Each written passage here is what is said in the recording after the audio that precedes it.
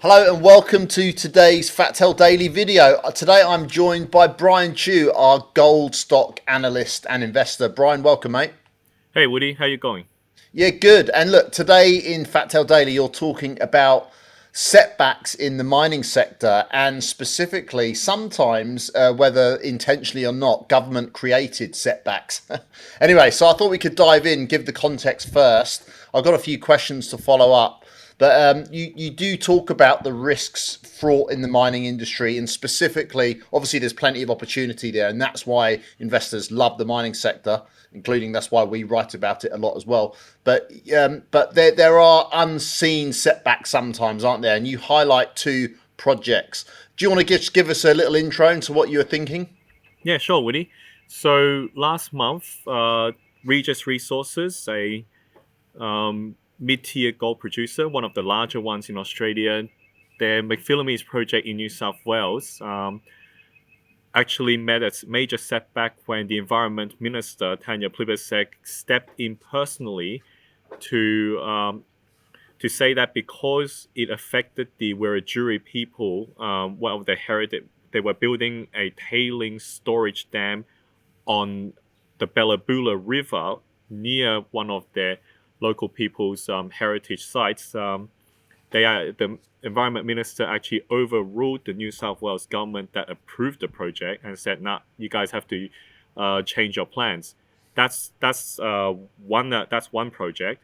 The other one, which happened I think a few days before, was Silver Mines Limited, and they have the Bowden Silver project out near Mudgee, about 2.5 hours drive from Sydney, and a local community group called Bingham Community Landcare Group won an appeal to suspend the current plans to put in transmission lines to power the mine.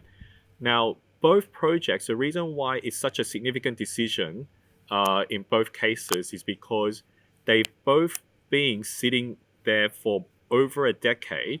There's been significant developments in these mine projects.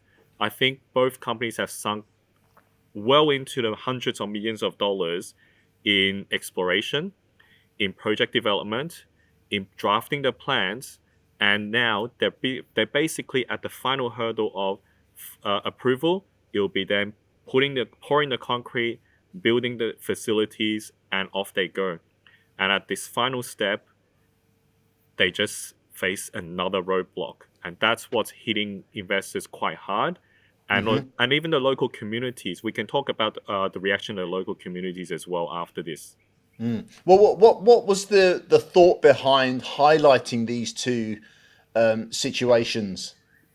Yeah, good question. Because I was a panelist in the Australian Gold Conference last week, and we spoke about the risk and opportunities in precious metals, and I talked about the two setbacks in these two major project setbacks as something that would happen, and that's why the potential rewards are so significant with investing in mining stocks. Simply because the risk associated with investing is so big, and I at that point I was talking about how there are times when the companies do all the work, and then the government says no for whatever reason, or a local community group steps in, and I seem to have conveyed a message that the companies were doing the right thing. An experienced geologist pulled me aside after the presentation and said to me, perhaps you need to clarify. I'd like to clarify a few things with you. He's looked into those projects, he's looked at the plans, he's had 40 years of experience, and he said the problem was with Regis Resources, they when they drafted the plans to build the tailing storage dam, they knew that it was on a river with significant cultural heritage. Now, there were alternatives which they could have reviewed, but the management didn't quite look into it. And Silver Mines Limited, the transmission lines, like the geologist said, look, there were probably alternatives building those transmission lines and standing by that decision, even though they knew there could be challenges, was possibly a strategic mistake on the part of Silver Mines Limited.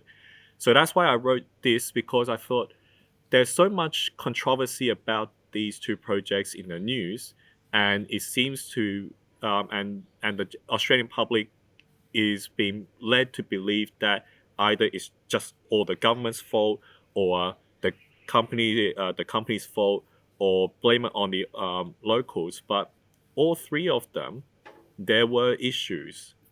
Even with the locals, the Orange Council community. I think the local indigenous people in Orange actually didn't stand by those who complained to Tanya Plibersek about building the tailing storage facility. So the media tries to create a lot of confusion, whereas if you look at each party carefully, there were things for and against each of them, and I thought it's worth unpacking here in this video and in this article, so that we don't get the wrong idea of bash the government, bash the companies, or it's all the fault of the locals. How do you think like mining companies can better balance the competing interests of shareholders, the concerns about the environment and stuff like that, and project development in the future? Now, to be fair, this question is probably beyond my full capability, so these are my personal opinions. I think with the increased sensitivity towards local communities and cultural heritage, for better or for worse, but this is a fact in life, companies are going to need to consult with these community groups better, find ways to collaborate with them and allow them to buy in. We also do need the Australian voting public to be more aware that there is a difference between valid claims to cultural heritage and political vote mongering, just the whole scaremongering to get votes. And we know that there is a lot of talk about the Voice last year, that even though the referendum has not passed, that's not going to go away. The Australian voting population needs to educate themselves on how to balance between economic reality and political and emotional sensitivity. Now, how do I suggest doing that? I don't have an answer at the moment, but at least bringing these out for our viewers would help us get ahead of the rest of the people who just simply read the media and get taken around by the nose on whatever hot topics there are, and just getting them to react rather than think. But from a contrarian investment standpoint, which is what I would say you are, right? You're a contrarian investor, but with a specific focus on the gold sector, mining sector. You can use this period of time to find value in projects that you would otherwise be harder to get into, right? Yes. So I'll reveal a little bit about what we do at the Australian Gold Report. Regis Resources is one of our recommendations. I was going to say you talk about Regis, and you've taken a contrarian stance on that company, and that's one of your speculative buy positions, despite the McPhillamys project suspension, right? Yeah. So to give a little bit of background, I did recommend Regis Resources 3 years ago, just after they bought the Tropicana.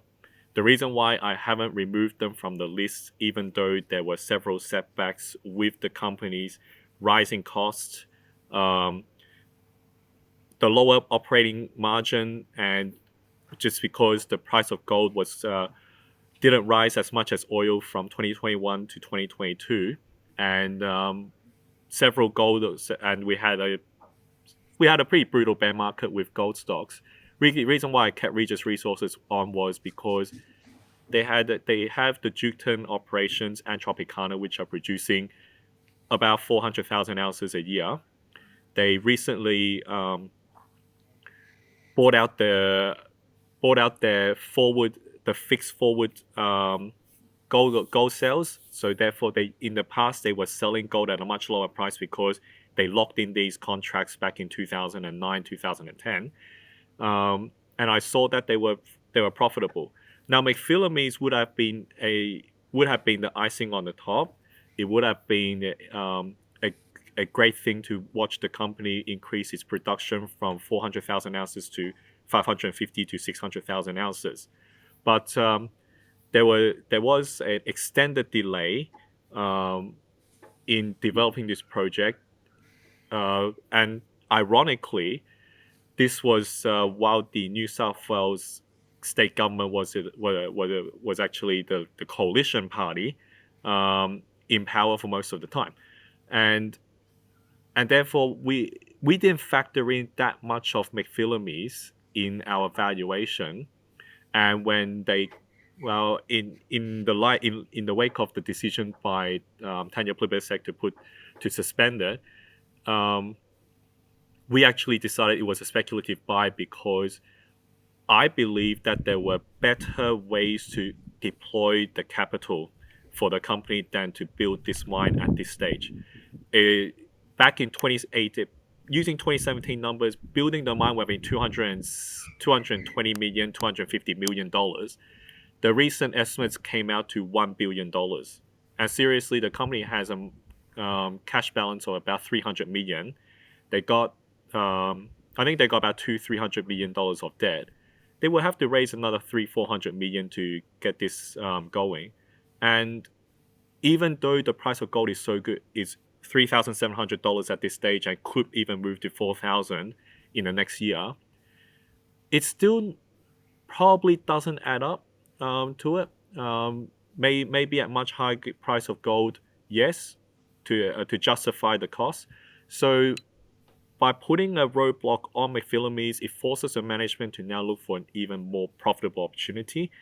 And I do believe that there is capability for them to do it. Given all these explorers out there are priced at ridiculously low prices still, even at record prices for gold. This is how divergent the markets become in the gold stock market, and that's what makes me really excited. Yeah, it's strange, isn't it? I mean, I guess that would have been a lot of the focus at the conference last week, is that you got gold price hitting all-time highs, yet gold stocks are yet to catch up. What do you think is happening there? Why is that? Why does that lag exist?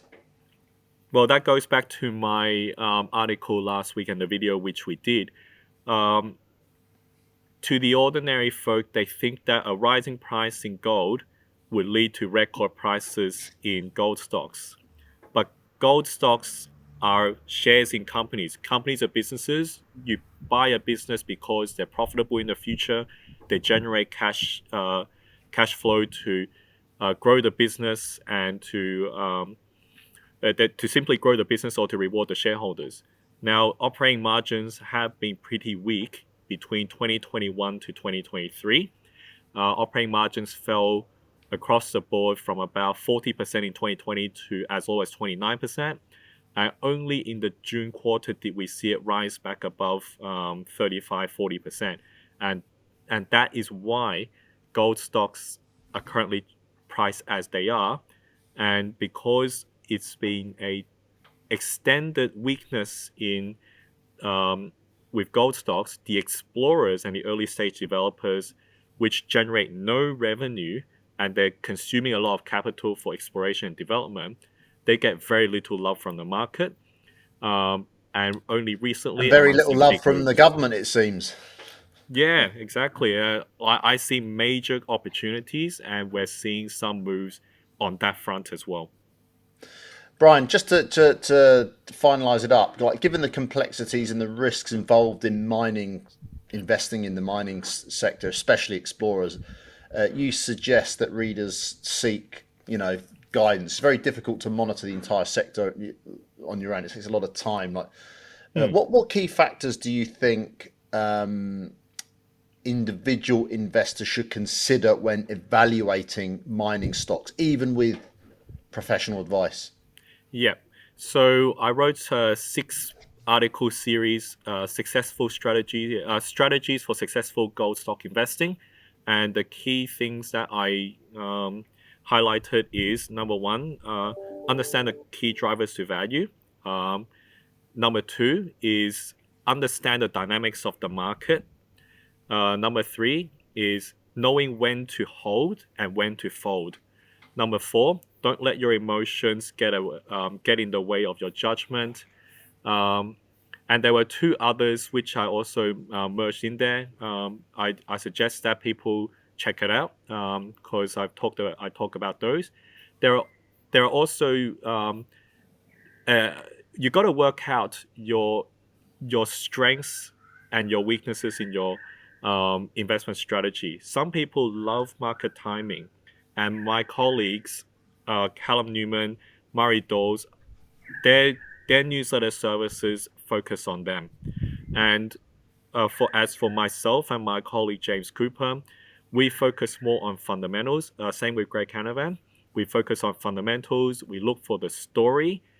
uh, probably the most patient and optimistic out of all of them in terms of the story. I I were willing to wait 3 to 5 years for something to play out. Doesn't mean that we don't take profits in between, but we we do we are willing to sit on significant losses simply because we believe that these pay off when the companies hit milestones. And the biggest returns in investing in mining stocks is when the companies fulfill their stories and the stock and the market realizes and they clamor on board. So, final question, Brian. Has Labour and the Liberals before it killed the mining industry? I'm assuming not. I personally don't think that they have. They have definitely done some damage to it, but if the voting population um, rises up, they can put the pressure on the government to make the right decisions for the people, for the companies, and for the rest of and for the whole of Australia. Good stuff. Thanks, Brian. And by the way, for that strategy report with your 6 key things is a free to access thing. We can provide the link in the comment below. So do check that out. It's on our Fat Tail Daily website. Which, if you don't get Fat Tail Daily, please go to daily.fattail.com.au, and on our homepage you will see a sign up box. So a brilliant email. You get it daily. It's absolutely free. Thanks, Brian. Much appreciated. Thanks for your time, and I will talk to you next week. Thanks, Woody, and thanks everyone. God bless.